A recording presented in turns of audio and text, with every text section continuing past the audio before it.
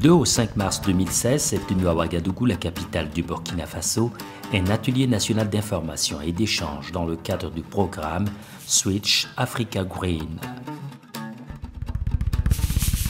En rappel, Switch Africa Green se définit comme la transition de l'Afrique vers l'économie verte. Le programme Switch Africa Green vise plusieurs enjeux et défis.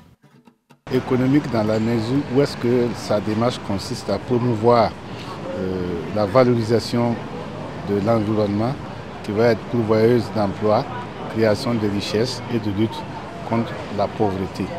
Et quand on lutte contre la pauvreté, on essaie de créer la cohésion sociale, etc. Et sur le plan environnemental, ça permet d'utiliser de façon rationnelle les ressources naturelles sans altérer le capital naturel.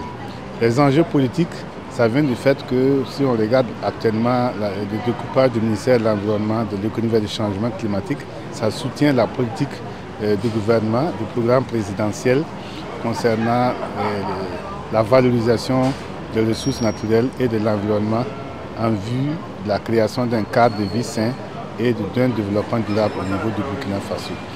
Les défis à relever maintenant, c'est les défis de la lutte contre les changements climatiques, les défis de la promotion d'une entreprise verte compétitive et les défis de production propre qui vont contribuer à la mise en œuvre du programme cadre décennal sur les modes de consommation et de production durable qui inexorablement vont conduire vers les objectifs de développement durable.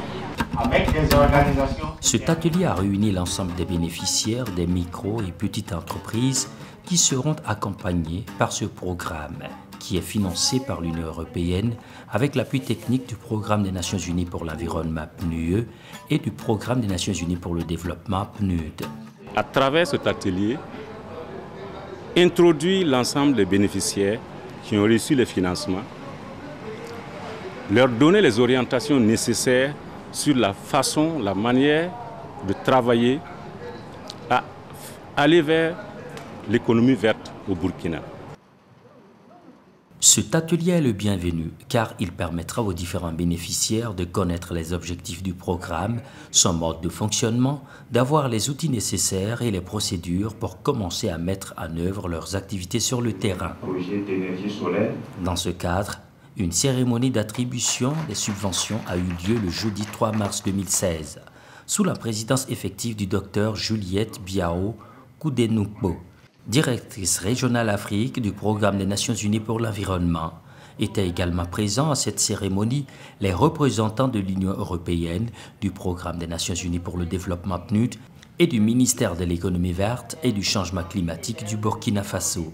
Le Burkina s'est engagé dans l'économie verte depuis 2010 avec le programme, le projet Initiative Environnement Pauvreté que nous menons de façon conjointe avec le Programme des Nations Unies pour le développement, où ce projet qui a fait une récente évaluation a bien démontré qu'il y a beaucoup d'opportunités dans la transition vers l'économie verte pour pouvoir relever les défis de sécurité alimentaire, dépendance énergétique, création d'emplois. Donc, ce rapport a bien montré aussi qu'il y a déjà au niveau du Burkina Faso des secteurs qui contribuent vers l'économie verte, à savoir la foresterie, l'agriculture urbaine, la gestion des déchets. Et donc, le Burkina s'est déjà mis sur le chemin de la transition vers l'économie verte. Moi, je suis vraiment sûre que tout ce qu'on a entrepris aujourd'hui, certes, c'est à petite échelle, mais ça va porter ses fruits. Le défi maintenant, c'est de voir comment est-ce qu'on essaye de se préparer pour porter à grande échelle avec une appropriation locale, appropriation technique et financière, et ne pas attendre la dernière année du projet pour commencer par se dire mais comment on va faire, il n'y a plus de financement. C'est ce qu'on a toujours vécu depuis une quarantaine d'années avec les projets qui se mettent en place. C'est venu à point nommé ces subventions pour renforcer au lendemain de l'approbation des objectifs de développement durable. Je crois qu'on ne peut pas demander, on ne peut pas faire mieux. Le fait aussi que le nouveau ministère fait place à l'économie verte traduit aussi la volonté politique du Burkina à vraiment s'engager dans l'économie verte. Et le programme des Nations Unies sera là, à vos côtés, pour vraiment soutenir cette initiative qui vient un peu rétablir un équilibre entre les actions que nous menons au niveau politique, mais aussi au niveau terrain, mais tout en restant dans nos fonctions normatives de renforcement de capacités, mais aussi de mobilisation d'acteurs autour des questions d'environnement et de développement durable. L'Union européenne a signé donc avec les Nations Unies la mise en œuvre de ce programme. Alors ça se passe entre Nairobi, qui est le siège du PNUE, et Bruxelles. Et nous, ici au Burkina, on n'en fait que le suivi.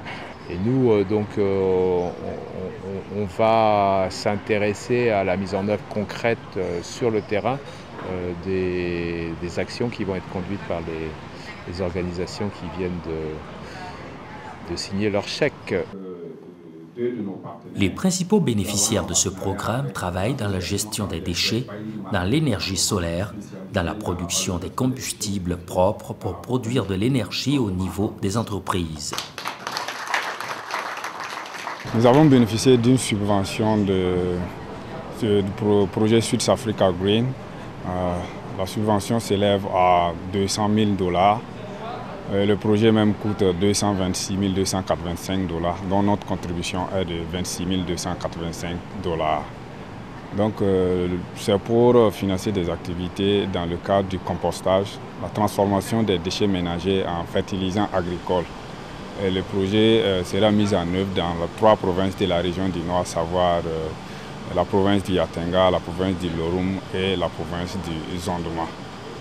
Donc, dans le cadre de ce présent projet, c'est de renforcer les capacités des producteurs, des collecteurs, des producteurs maraîchers à réutiliser les déchets qu'on génère tous les jours pour transformer en compost et se le faire en activité génératrice de revenus ou en tout cas à améliorer la productivité agricole.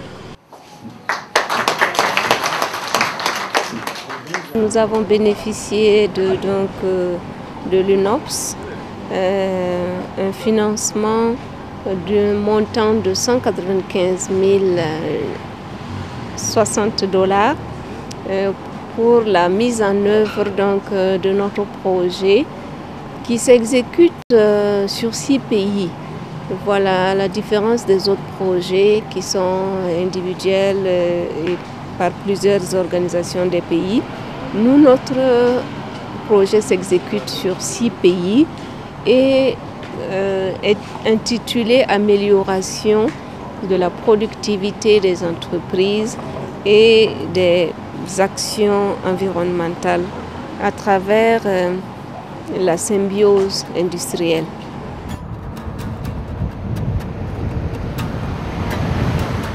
Le groupe de recherche et d'analyse appliquée pour le développement, CRAD Burkina, bénéficiaire de la subvention South Africa Green, met en œuvre des activités de gestion des déchets dans la ville de Koudougou, en collaboration avec la commune de Koudougou.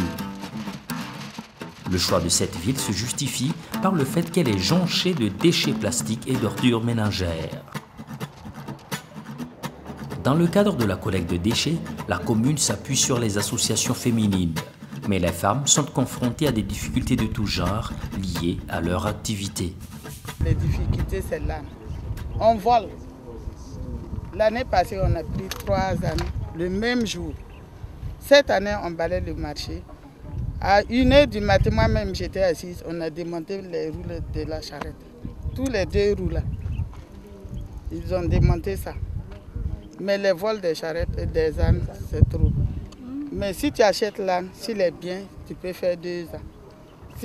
Si c'est le produit qu'on a donné à l'âne, l'âne meurt avant 1 an. Il y a les voleurs, ils meurent aussi. Qui les empoisonnent? Oui. Puisqu'ils travaillent avec l'âne, quand l'âne est fatigué, ils leur donnent des produits, ils grossissent et ils revendent avec nous. On a des bottes, les femmes n'acceptent pas porter les bottes, que c'est lourd. On a des gants qui ne peuvent pas faire 1 semaine. On a les protège-nez aussi Si on paye ce qui est 1000 francs, ça part vite. On prend ce qui est 100 francs, selon nos moyens.